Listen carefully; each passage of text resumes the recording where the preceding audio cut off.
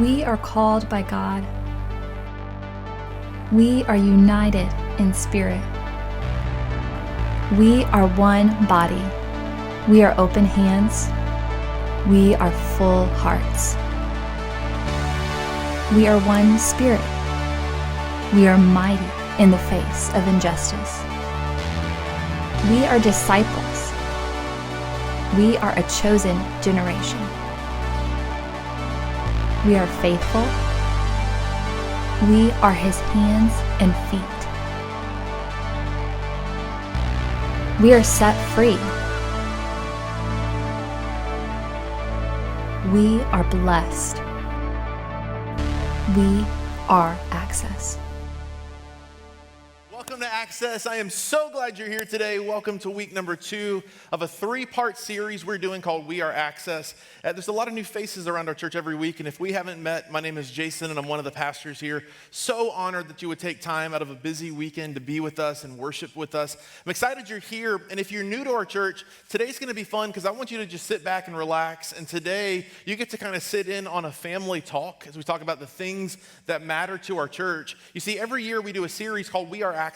And the whole point of the series is all about who we are as a church and why we exist, but really, more importantly, why does any of it matter? And in this series, we want to hook you up with some swag. And so last week, we gave you these t-shirts, and I just realized this probably seems very creepy to do, but anyways, whatever. I have these shirts for you. They're free in the lobby. If you didn't get one last week, make sure you grab one of those. We want to see you out sporting your love for our church. And if for the next few weeks, if you tweet or post anything on Facebook or Instagram, make sure to use hashtag #WeAreAccess. That would mean a lot to us as you use this hashtag #WeAreAccess. We started the series last week with this simple idea that we really do believe that God has amazing big things in store for us and for our church. We just do.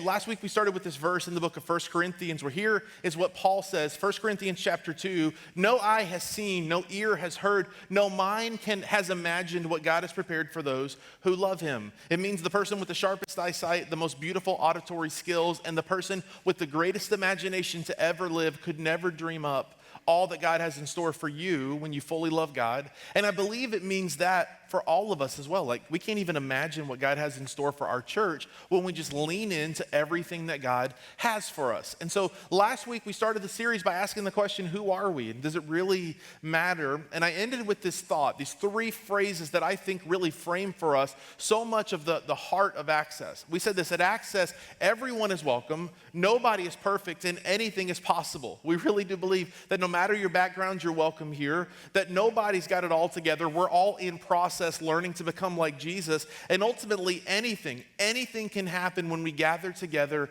in Jesus' name. And so last week was awesome. If you missed it, you can always go online to www.access.tv and catch up with any old messages there. Today, I'm excited to jump into a completely different question, but to kind of set up the framework for this question, this week was kind of a sad week in our American culture. It just was. For anyone older than about 20 years old, this probably hit home a little harder for you because it was announced this week that Toys R Us across the country is shutting down.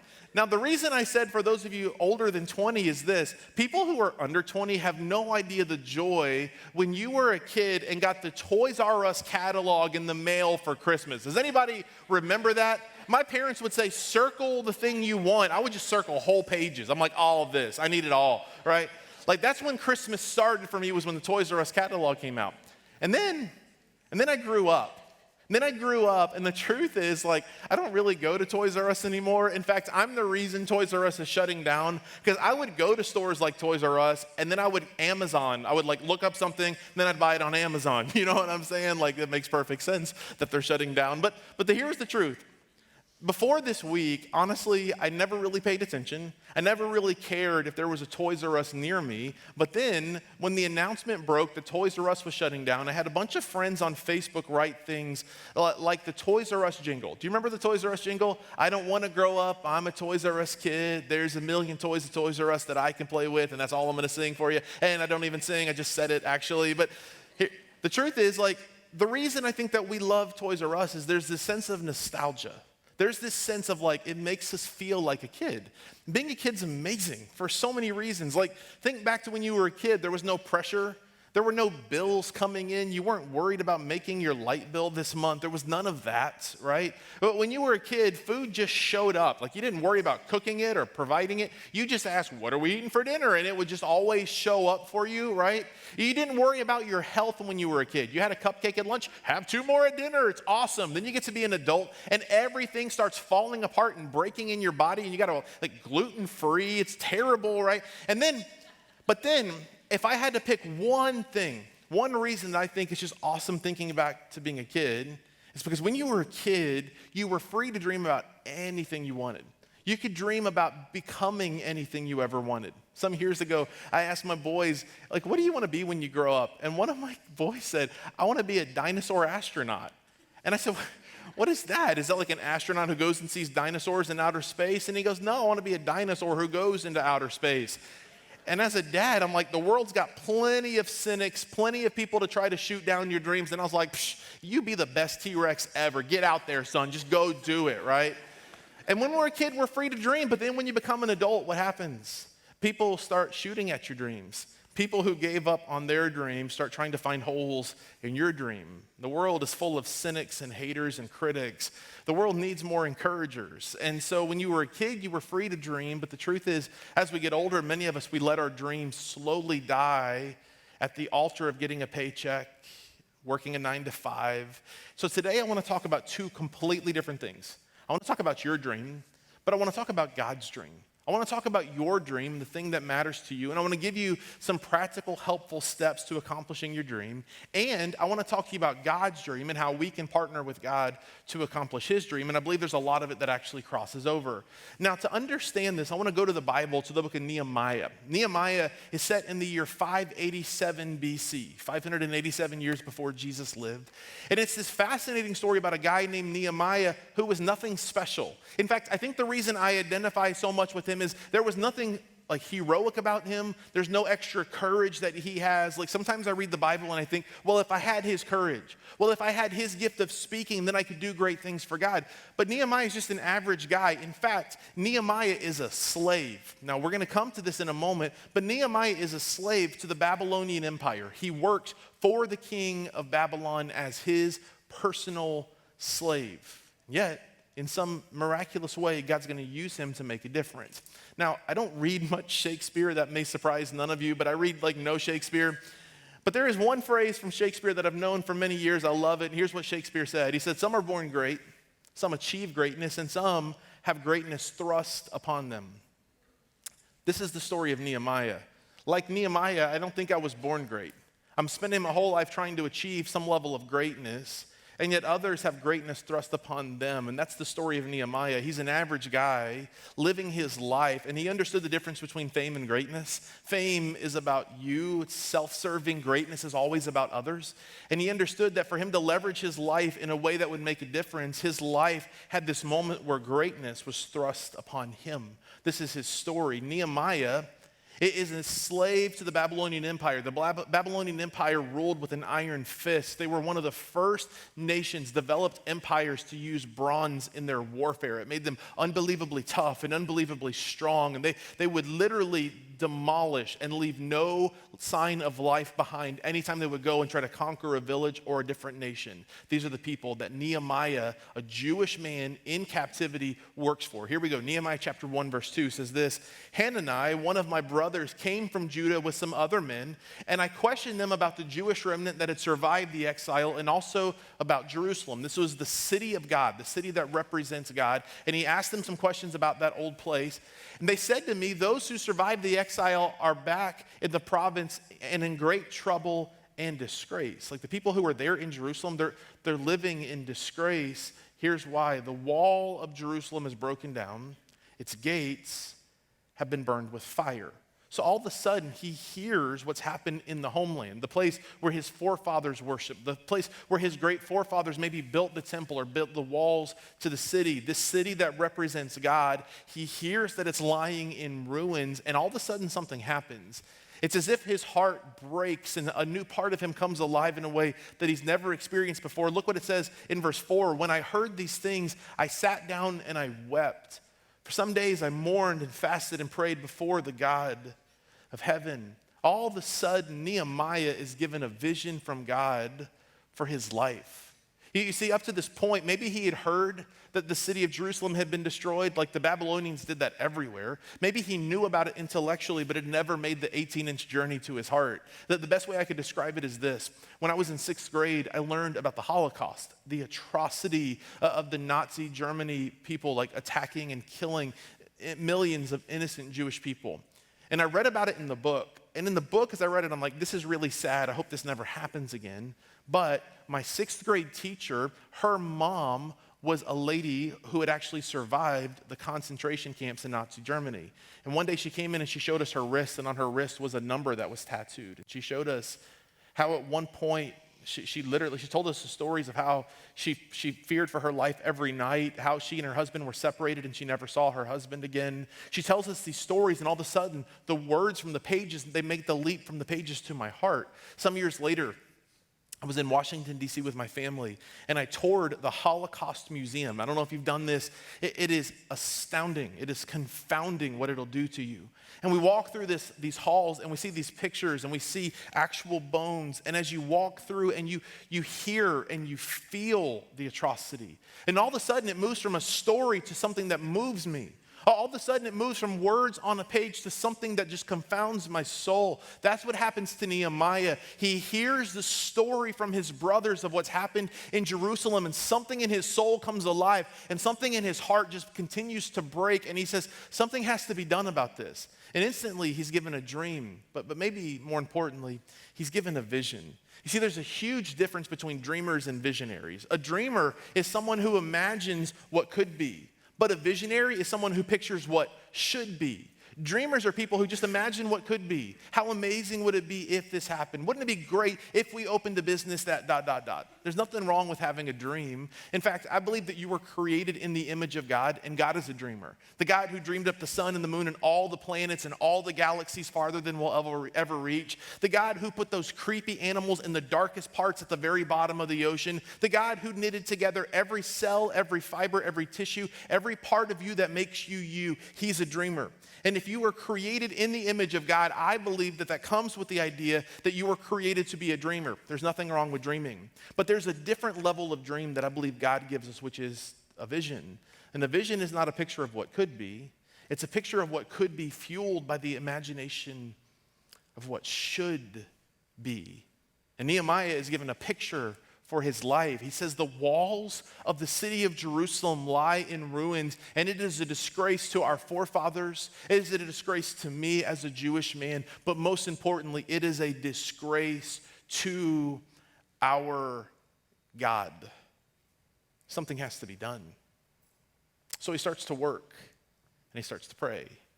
And he starts to work, and he starts to pray, and he starts to work, and he starts to pray. And here's the secret for your dreams. There's going to be a waiting period in between the moment you have the dream or the vision from God and the moment that you experience the fruition of the dream. And what you do in that waiting period matters so much. Nehemiah lays out the template. Here it is. Work as if it depends on God.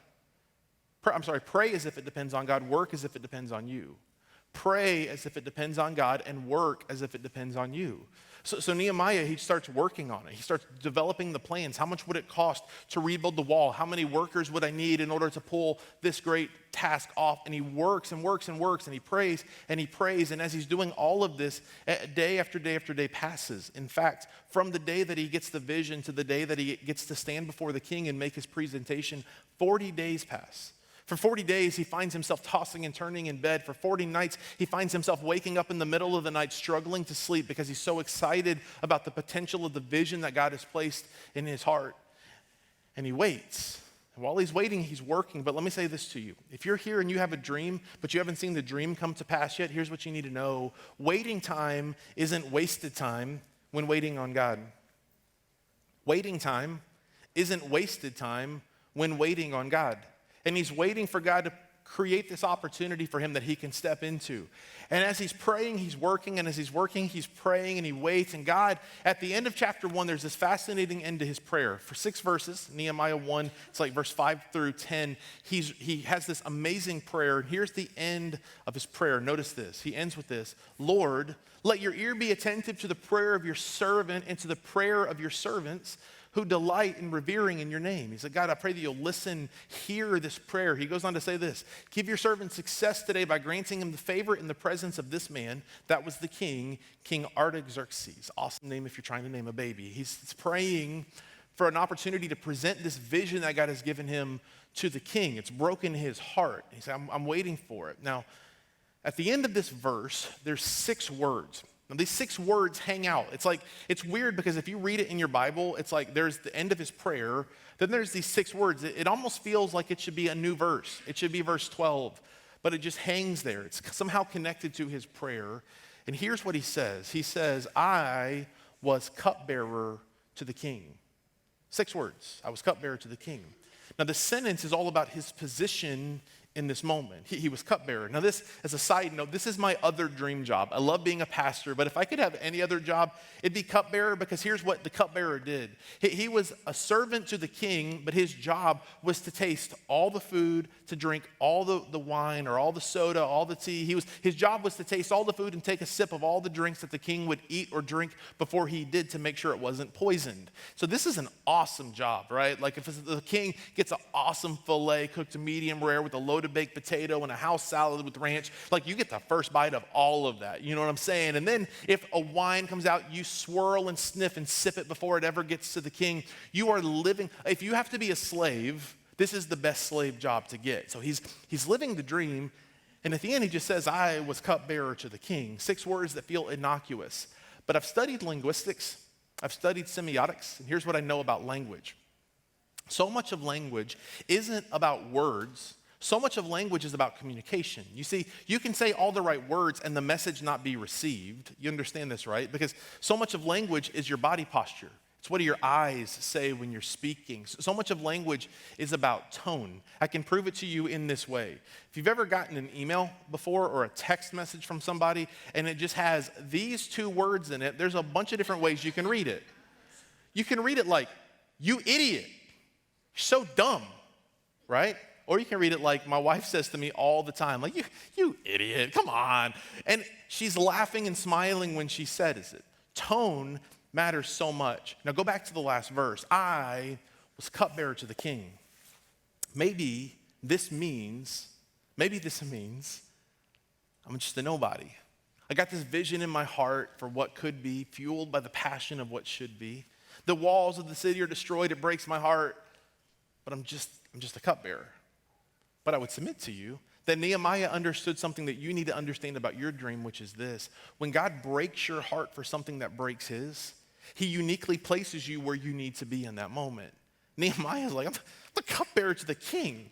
Of anyone else in this country, I have direct access to the king. Of anyone else in this whole nation, I have direct access to the man who can help me to fulfill the dream that God placed in my heart. God uniquely places him where he placed him. So let me ask you this question. Number 1, what breaks your heart?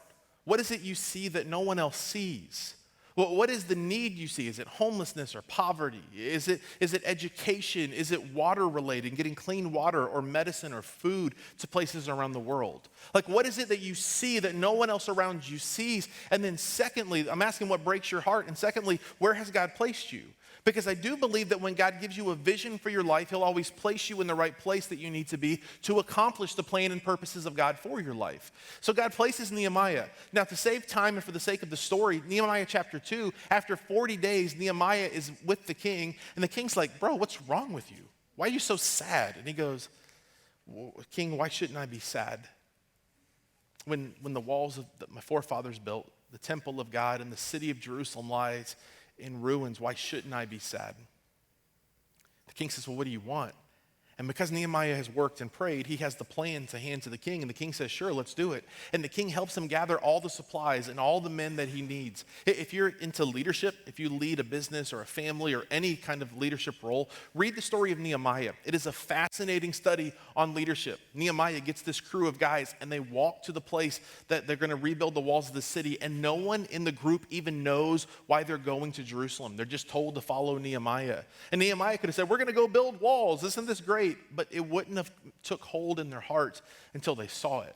And Nehemiah marches them to the walls of the city and he says, it is a disgrace to our forefathers, and more importantly, it is a disgrace to our God. Let's rebuild this wall, and the people rally around and they build the wall together. And it's this fascinating way to accomplish the dreams in your heart. In fact, towards the end of the chapter, Nehemiah 6, Nehemiah is up putting some of the finishing touches on the wall, and there's some people from the outside who are jealous of Nehemiah, which is a fun side note, which is if you have a dream for your life, there will always be a critic. If you have a vision for your life, there will always be a hater. If you have a dream for your life, someone whose dream didn't come true will try to shoot holes in your dream. And so there's these people who want to literally kill Nehemiah, and they say, Nehemiah, come down. He was working up high. They say, come down so we can talk to you. And look what Nehemiah says in Nehemiah 6. I am carrying on a great project and cannot go down. He goes on, why should the work stop while I leave it and go down to you? You idiot, right? Like why should I go and talk to you? It makes no sense whatsoever. I'm doing a great work. I'm not going to stop. When God's given you a vision for your life to make a difference, you have to make the decision that I'm going to do it at whatever the cost is. Like, why should I ever stop? Now, let me make this practical and let me talk to you about God. You see, in the same way that I believe God has certain things break your heart, I believe that God, the creator of the world, that there are things that break his. I believe that there are things that when God looks down from heaven and he sees humanity, I believe there are certain things that just absolutely hurt his soul. You say, what is that? I believe when God looks down and he sees his children who are separated from him, it just completely melts his heart. You say, what does it mean? Well, I have 3 kids. Joey, Gavin, and Ella. Joey is 10, Gavin is 7, and Ella is 3. And they are the best kids in the whole world. And if you tell me your kids are the best kids in the world, I'll fight you over it. Like, my kids are the best kids in the whole world. And I love them so much. And a few months ago, I was at a party at my friend's house, and they've got this beautiful big house. And there was about 30 or 40 people at the party throughout the night. And I knew probably half of them. I knew 20, maybe 30 of them. And there was a handful of people, maybe 10 to 20 people that I never met before that night, but there was the promise of a fried turkey, and I am never turning down a fried turkey. And so I go to their house with my kids. My wife was somewhere else, and the party was great. My kids were playing and having fun, and my kids have been to this house a million times, so they knew all the rooms. They knew where the toys were. And so I basically I didn't watch them. They just played all night. And at the end of the night, I was like, Burns crew, let's go. Joey, Gavin, Ella.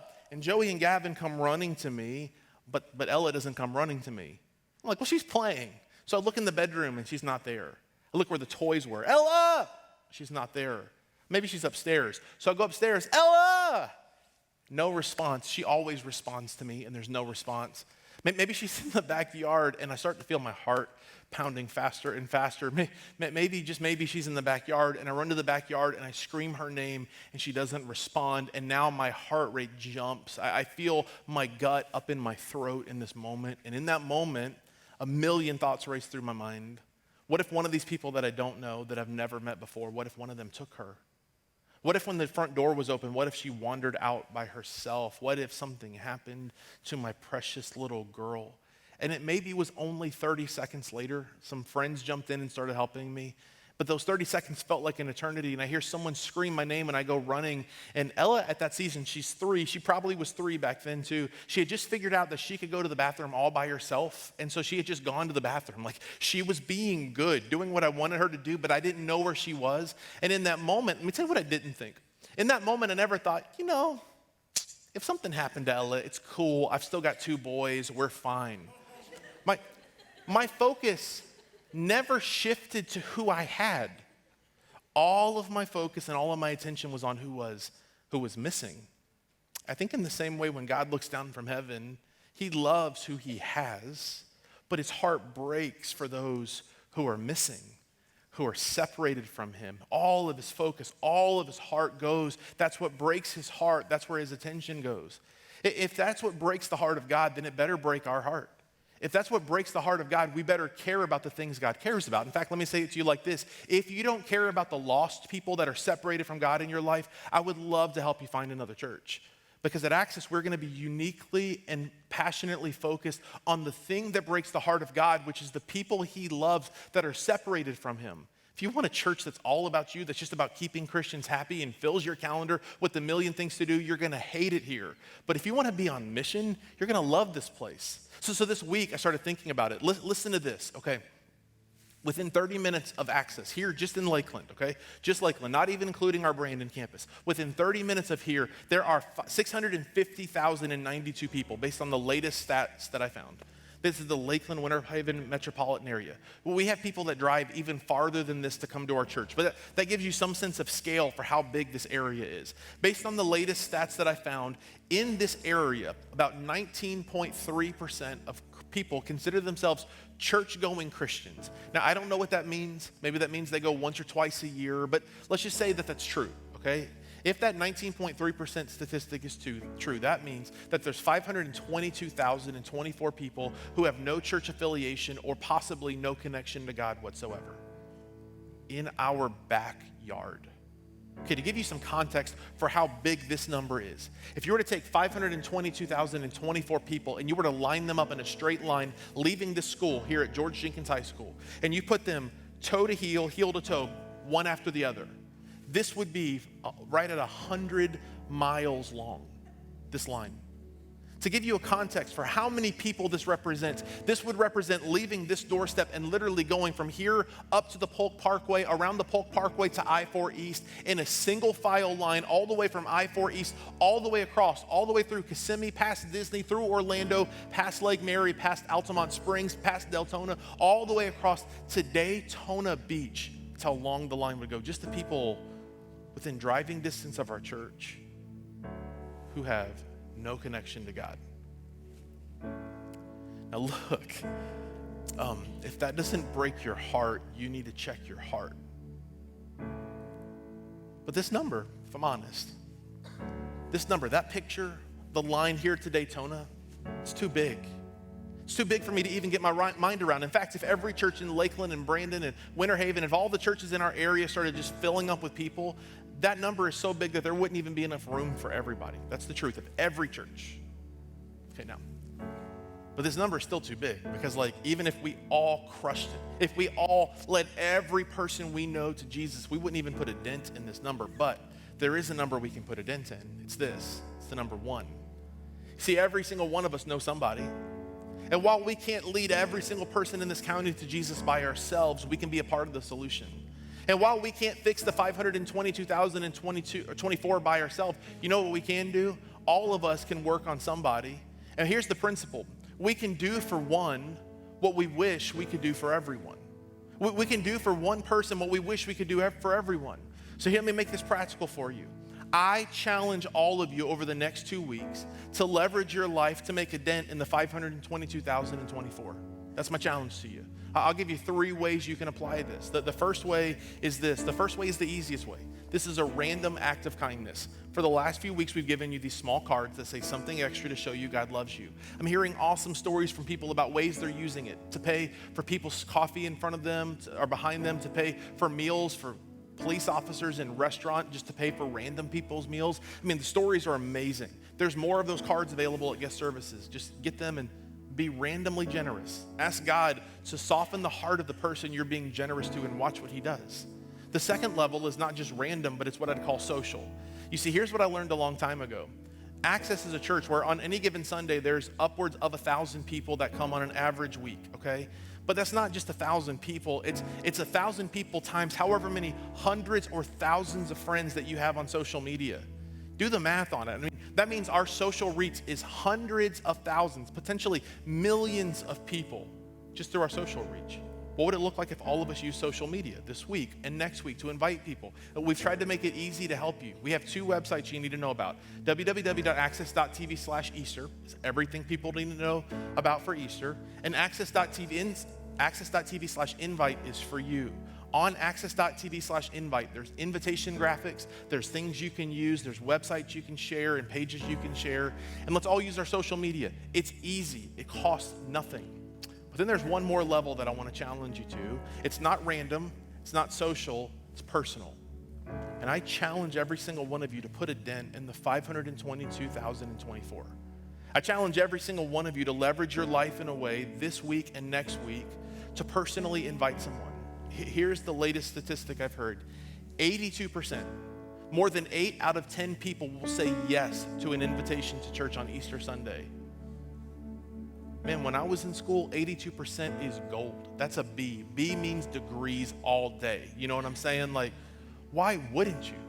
And when you start to get the heart of God, when you start to see that God has a dream and his dream is the brokenness of the people who were lost and separated from him, when you begin to understand that in the same way God gives you a vision for your life, that God has a vision for his, and it's that his lost children will come home, when you start to think through that lens, it changes everything.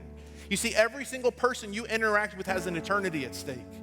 Every single person that you know, the barista who knows your name and knows your drink before you get to the counter, your kid's softball coach, your third grader's teacher, the neighbor that you say hi to every single day but you barely know each other because you pull into your garage and lower the garage door. Every person you interact with has a soul and an eternity at stake.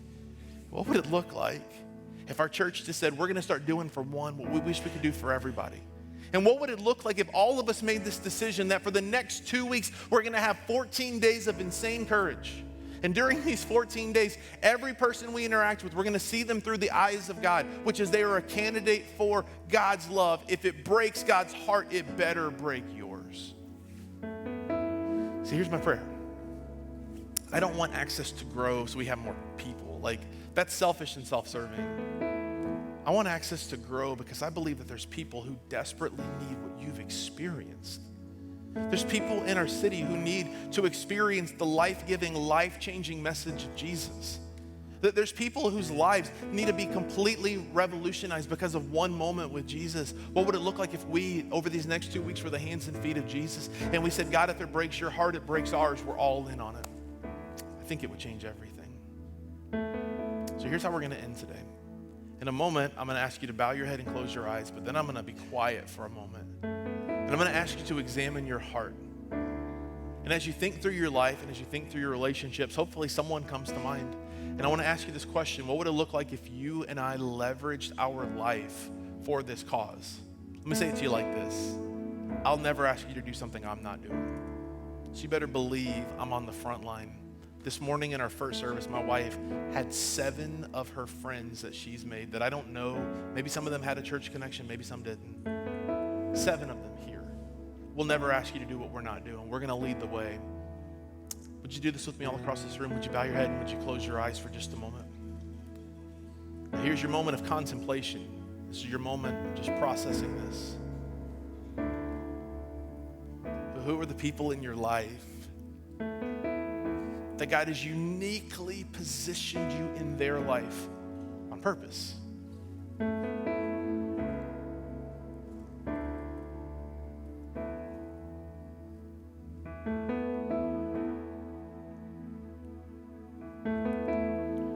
God, we ask you to break our heart for what breaks yours. What breaks yours is your people who are separated from you. God, may we see the world through your eyes.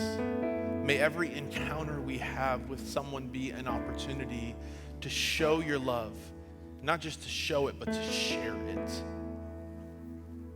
God, I really do believe that heaven and hell are realities, that eternity is at stake.